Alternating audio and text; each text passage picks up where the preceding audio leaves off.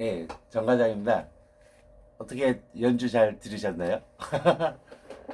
밤에 뭐 하는지 잠이 안 와가지고요.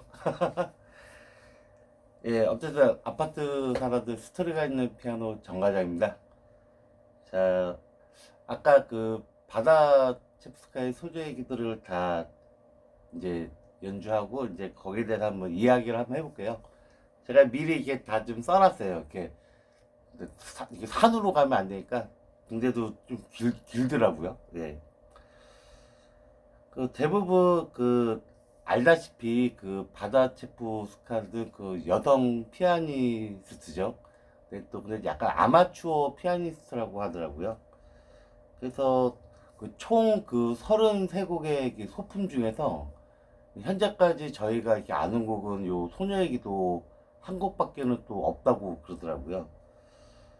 그리고 또 이 소녀의 기도를 한 18살 때 작곡했다고도 하는데 정확한 건 아니라고 하더라고요. 저도 이제 인터넷으로 이 부분을 찾아봤습니다. 저는 어쨌든 이제 이 곡을 18살 때 작곡했다고 가정하고 이야기를 하겠습니다. 그래서 통상적으로 이 제목이 소녀의 기도잖아요. 알다시피 이제 소녀는 이제 어릴 때, 이제 뭐, 어릴 때는 그냥 뭐 초등학교 뭐 그때는 소녀라는 말을 안 쓰죠. 소녀라는 단어 자체가 굉장히 좀 그 뭐라 그러죠? 그 여성이 되기 전, 뭐 그 결혼하기 전에, 그리고 또 여성이 되기 전 그 풋풋한 그런 좀 느낌이 오죠. 그래서 이게 통상적으로 그 기도란 그 어떠한 자신의 소망, 뭐 바램, 이루고 싶은 것들을 진정으로 원하는 마음, 뭐 열망도 포함되겠죠. 이런 것들을 어떠한 그 신적 존재에게 의지하고 자신의 마음을 다해서 이루어질 수 있도록 이렇게 간언하는 걸 좀 기도라고 하죠. 참고로 그 폴란드는 그 당시 그 카톨릭교고요. 그 여러 민족이 함께 사는 그 다민족 문화더라고요. 좀 오래된 얘기죠. 그 중에 뭐 유대인이 한 7, 80%가 있었대요. 하여튼 여기까지는 인터넷 검색에 그냥 기본 다 나와 있어요. 예. 근데 저는 그 전에 이 소녀의 기도를 좀 연주하고 연습하면서 느낀 건데, 약간 뭔가가 더 좀 이렇게 있는 느낌이 있어요. 뭔가 좀 아쉽고. 그래서 좀 멜로디가 이렇게 경쾌하면서도 뭔가 약간 좀, 뭔가가 좀 있더라고요. 그래서 이게 좀, 이 소녀의 기도가 그냥 이게 한 소녀의 이 소망, 바램만 나타낸 건 아닌 것 같고요. 그래서 제가 이제 알아본 거죠. 흔히 우리가 말하는 그 예술가, 이건 이제 피아노니까 그 작곡가분들, 이게 작곡을 하려면 어떠한 그 계기가 있어야 되고, 어떠한 그 영감을 이렇게 딱 받아야 되잖아요. 뭐 우리나라 뭐 작곡가분들도 어떠한 영감을 받으니까. 저는 그 바다체프스카가 이게 살고 있던 그 당시 그 시대적인 배경을 좀 찾아봤습니다. 자, 그러면은 그 당시 시대적 배경으로 한번 들어가 볼까요? 예. 이 바다체프스카는 1834년에 태어나서 1861년에 생을 마감했어요. 그러면은 이렇게 해보면은 27세. 아, 안타깝네요. 제가 지금 47이니까 너무 좀 안타깝네요, 진짜. 그러면은 지금 2019년이니까 빼기 1861년. 그럼 이게 거의 158년 전 얘기가 되는 거더라고요. 그래서 이 폴란드가 우리나라랑 그 역사가 비슷해요. 그 외세 침략도 많고 주변에 그 뭐 러시아, 오스트리아, 독일, 강대국 주변에 쌓여 있고 그 중에 그 러시아의 영향을 제일 많이 받았어요. 우리나라도 일본한테 일제 강점 시기 45년의 좀 아픈 역사가 있죠. 폴란드 역시 그 1840년에서부터 1857년 이때가 그 제일 그 식민 정치를 받으면서 탄압이랑 박해가 좀 가장 심했다고 합니다. 1857년이면 바다체프스카가 23세가 되죠. 근데 이 곡을 18살에 작곡했다면은 1852년 이 탄압 이런 게 그게 달할 때였던 것 같아요.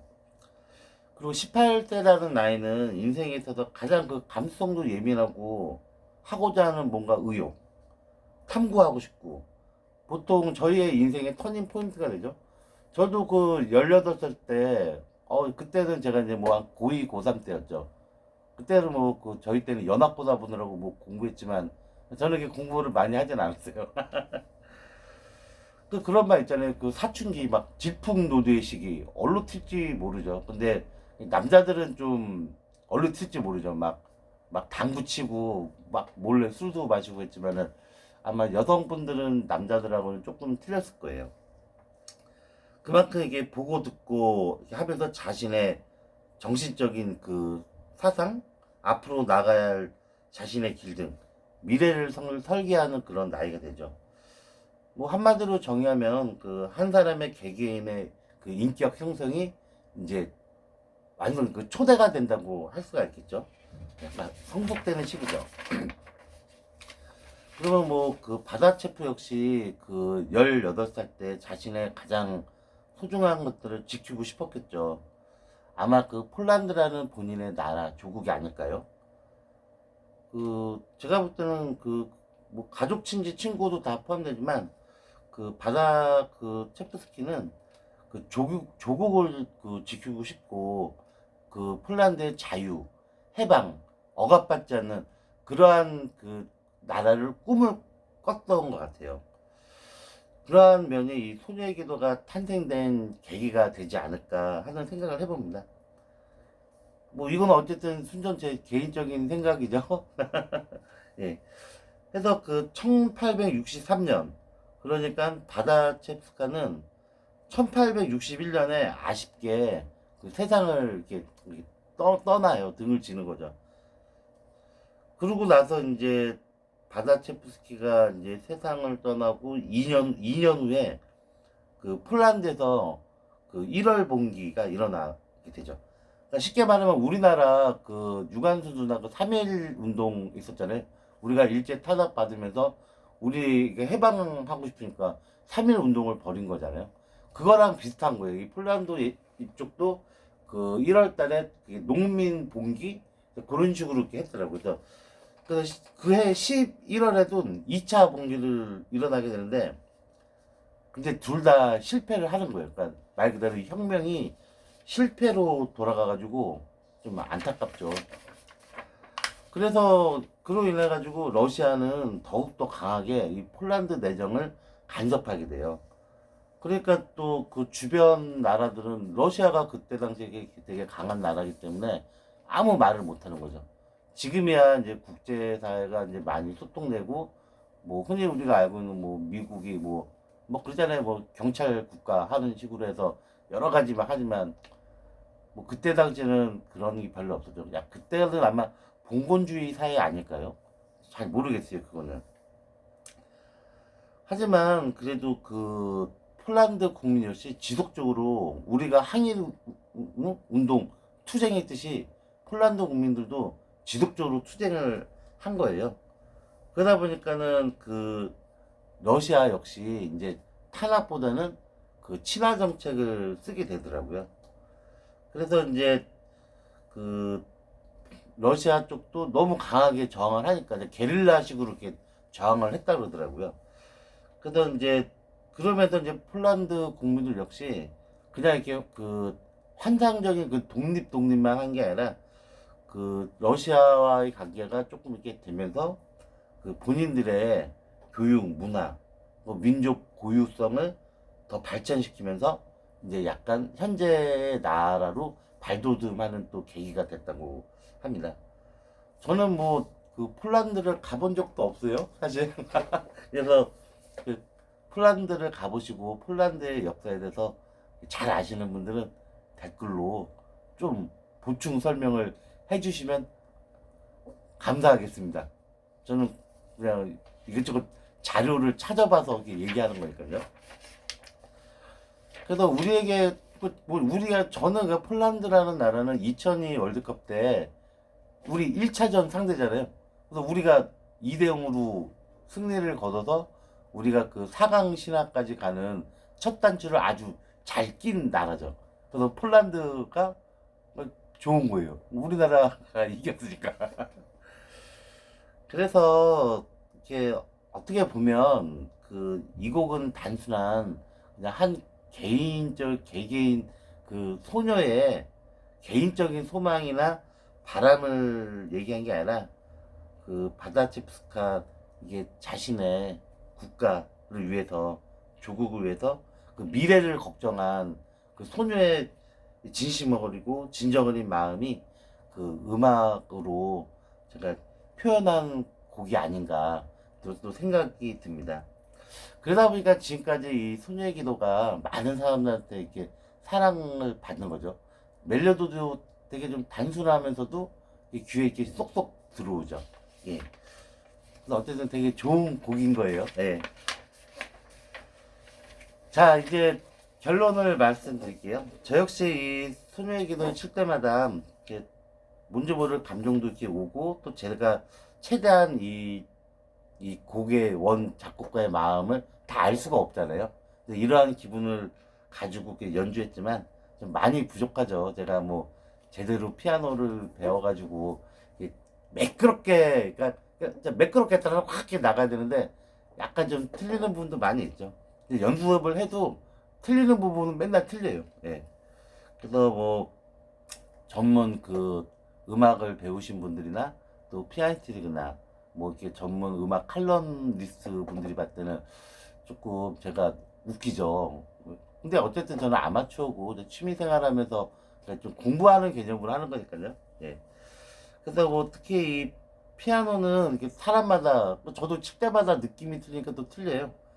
그래서 제가 이제 피아노 조율을 했잖아요. 그래서 이게 피아노 조율하다 보니까 터치감이 되게 좀 중요하죠.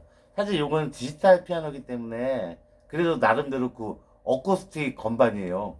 근데 이거 되게 이제 좀 오래돼가지고 상태가 별로 안 좋아요.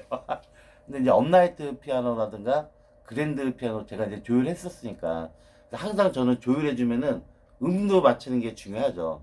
근데 저는 항상 이 터치감을 되게 많이 봐줬어요. 그리고 햄머 간격이라든가 터치.